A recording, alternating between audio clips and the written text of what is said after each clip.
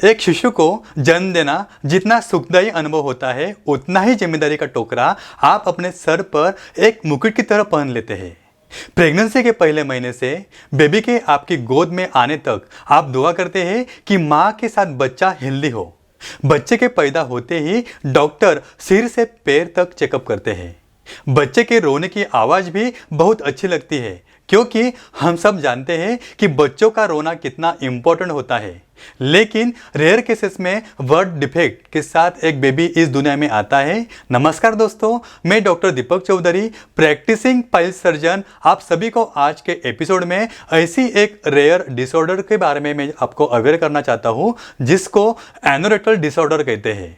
आज का एपिसोड थोड़ा सीरियस और सेंसिटिव टॉपिक है, क्योंकि मैं समझता हूँ कि ये ऐसी सिचुएशन या कंडीशन है जो किसी के कंट्रोल में नहीं है। लेकिन खुशी की बात यह है कि अब इस प्रॉब्लम को हम सर्जन समय पर टेस्ट एंड सर्जरी से जड़ से ठीक कर सकते हैं, जिसके बारे में मैं आपको डिटेल नॉलेज मिलेगी। तो अगला एपिसोड भी जरूर देखिएगा। चलिए जानते हैं एनोरेक्टल डिसऑर्डर एंड मालफॉर्मेशन के बारे में। What is anorectal disorder? Anorectal disorder क्या है? ये जो एनोरेक्टल डिसऑर्डर मेडिकल डिसऑर्डर का एक ग्रुप होता है जो एनल कैनल और रेक्टम के जंक्शन पर होता है। एनोरेक्टल मालफॉर्मेशन ऐसे बर्थ डिफेक्ट से जो पैदा से होते हैं, जो प्रेगनेंसी के दौरान एक अजन्म बच्चे के रूप में होने वाली प्रॉब्लम डेवलप हो जाती है। इस डिफेक्ट से एनस और रेक्टम का ठीक से डेवलपमेंट नहीं हो पाता है। वे डाइजेस्टिव ट्रैक्ट के निचले हिस्से होते हैं। आपको रिवाइज कराए कि एनस का अर्थ है एनस, जो लार्ज इंटेस्टाइन यानी बड़ी आंत के अंत में ओपनिंग है। How rear is anorectal malformation, यानी एनोरेक्टल मालफॉर्मेशन कितनी रेयर होती है? ये जो एनोरेक्टल मालफॉर्मेशन है अप्रोक्सीमेटली 5000 बच्चे में से एक बच्चे को होता है, कि जो कंजेनिटल एबनॉर्मेलिटीज के कारण ही होती है। Is anorectal malformation is hereditary? क्या एनोरेक्टल मालफॉर्मेशन आनुवंशिक होती है? ये जो इम्परफोरेट एनस एक जन्म दोष है जो आमतौर पर अननोन रीजन के लिए रैंडमली होता है। कभी कभी यह फैमिलियर कंडीशन हो सकती है जो ऑटोसोमल डोमिनेंट से होता है, या ऑटोसोमल रेसेसिव या एक्स लिंक रेसेसिव इनहेरिटेंस की वजह से होता है, यानी जो गुणसूत्र होते हैं उनके जो इंटरफेरेंस यानी जो गुणसूत्र में बिगड़ के कारण होता है। व्हाट आर एनोरेक्टल मालफॉर्मेशन, यानी एनोरेक्टल मालफॉर्मेशन क्या है? Type of anorectal malformation. Anorectal malformation में कई अलग अलग तरह की एबनॉर्मलिटीज शामिल है, जैसे कि एनल पैसेज नैरो हो सकता है, यानी हमारा जो एनल का जगह बहुत छोटा हो जाता है। बाद में एनल ओपनिंग के ऊपर एक मेम्ब्रेन मौजूद हो सकती है, जो इम्परफोरेट एनस वाली कंडीशन में रेक्टम एनस से नहीं जुड़ सकता है। रेक्टम एक एबनॉर्मल पैसेज से यूरिनरी ट्रैक्ट या रिप्रोडक्टिव सिस्टम के एक हिस्से से जुड़ सकता है, जिसे फिस्टुला कहा जाता है। ये जो एनोरेक्टल मालफॉर्मेशन के प्रकार, ये जो एनोरेक्टल मालफॉर्मेशन जिसमें इम्परफोरेट एनस भी शामिल है, मेल और फीमेल बेबीज को अलग अलग तरीके से इफेक्ट कर सकती है। जैसे कि लड़कों में मुख्य एनोरेक्टल मालफॉर्मेशन में पेरिनल फिस्टुला शामिल है, रेक्टो बल्बर यूरोथ्रल फिस्टुला शामिल है, कभी कभार रेक्टो प्रोस्टेटिक फिस्टुला भी होता है, या रेक्टो ब्लैडर नेक फिस्टुला है। लड़कियों में मेन एनोरेक्टल मालफॉर्मेशन में रेक्टो पेरिनल फिस्टुला कभी कभार होता है लड़कियों में, या रेक्टो वेस्टिबुलर फिस्टुला या क्लोका है। एक प्रकार का एनोरेक्टल मालफॉर्मेशन जिसे इम्परफोरेट एनस कहा जाता है, लड़कों और लड़कियों में दोनों में हो सकता है। How do you find an anorectal malformation, यानी आप ये जो एनोरेक्टल मालफॉर्मेशन का पता कैसे लगाते हैं? बच्चे के जन्म के कुछ समय बाद ही डॉक्टर सिर से पैर तक बच्चे की जांच करते हैं। इस परीक्षा के दौरान डॉक्टर अक्सर एनोरेक्टल मालफॉर्मेशन डायग्नोसिस करते हैं। डॉक्टर बच्चे के पेरियनम और जेनिटल्स की भी जांच करते हैं और बर्थ डिफेक्ट्स की जांच करते हैं। डॉक्टर अक्सर फिजिकल एग्जामिनेशन के दौरान एनोरेक्टल मालफॉर्मेशन का डायग्नोसिस करते हैं।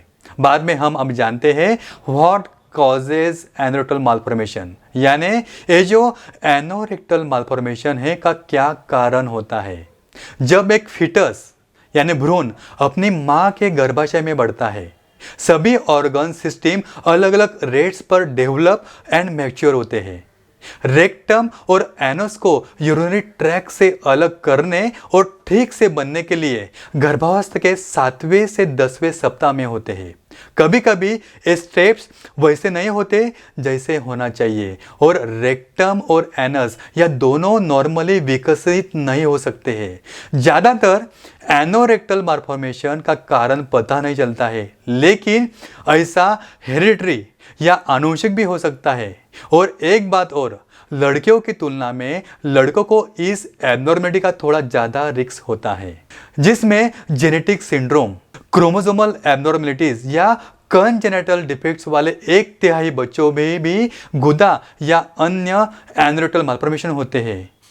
इन जेनेटिक सिंड्रोम या अदर कंजेनिटल प्रॉब्लम में शामिल है डाइजेस्टिव सिस्टम एब्नॉर्मलिटीज, यानी जो हमारी आंत रहते हैं, जो हमारी डाइजेस्टिव सिस्टम, उसमें भी एब्नॉर्मलिटीज रहते हैं। कभी कभार यूरिनरी ट्रैक एब्नॉर्मलिटीज होती है, यानी जो पेशाब की नली रहती है उसमें भी एब्नॉर्मलिटीज आती है, या कभी कभार एब्नॉर्मलिटीज ऑफ स्पाइन या वेक्टल एसोसिएशन एक ऐसा सिंड्रोम होता है जिसमें वर्टेबल, एनल, कार्डियक, ट्रैकियल या इसोफेगियल, रेनल या लीम एब्नॉर्मलिटीज होती है। यानी जब भी बच्चों को एनस या रेक्टम की जो एब्नॉर्मलिटीज होती है उसमें उसके साथ साथ ही शरीर में अन्य व्यंग भी हो सकते हैं। अभी देखेंगे कि एनोरेक्टल मालफॉर्मेशन के लक्षण क्या है। एनोरेक्टल मालफॉर्मेशन जैसे कि इम्परफोरेट एनस बच्चे के मल त्याग के तरीके में जो एब्नॉर्मलिटीज पैदा करती है। ये प्रॉब्लम्स मालफॉर्मेशन के टाइप के आधार पर अलग अलग होती है। यदि एनल पैसेज नैरो यानी संकरा है, यानी छोटा है, तो आपके बेबी को मल त्यागने में कठिनाई हो सकती है, जिससे कब्ज हो जाता है और डिस्कम्फर्ट होता है। यदि गुदद्वार के ऊपर एक मेम्ब्रेन यानी छिल्ली है तो शिशु मलत्याग करने में असमर्थ हो सकता है। यदि मलाशय यानी रेक्टम एनस से जुड़ा नहीं है और एक फिस्टुला मौजूद है, यानी वहाँ पर एक फिस्टुला है, भगंदर है, तो मल आपके बच्चे के शरीर को फिस्टुला के माध्यम से छोड़ देगा और एनस के बजाय यूरिनरी ट्रैक में प्रवेश करेगा। इससे यूरिनरी इन्फेक्शन हो सकता है। यदि रेक्टम एनस से जुड़ा नहीं है और कोई फिस्टुला मौजूद नहीं है, यानी वहाँ पर कोई फिस्टुला नहीं है, तो मल को इंटेस्टाइन यानी आंत के बाहर निकलने का कोई रास्ता नहीं मिलेगा। फिर शिशु मल त्याग करने में असमर्थ होगा और नवजात शिशु के रूप में उसकी इंटेस्टाइन में ब्लॉकेज होगी, यानी वह इंटेस्टाइन बंद हो जाएगा, ब्लॉक हो जाएगा।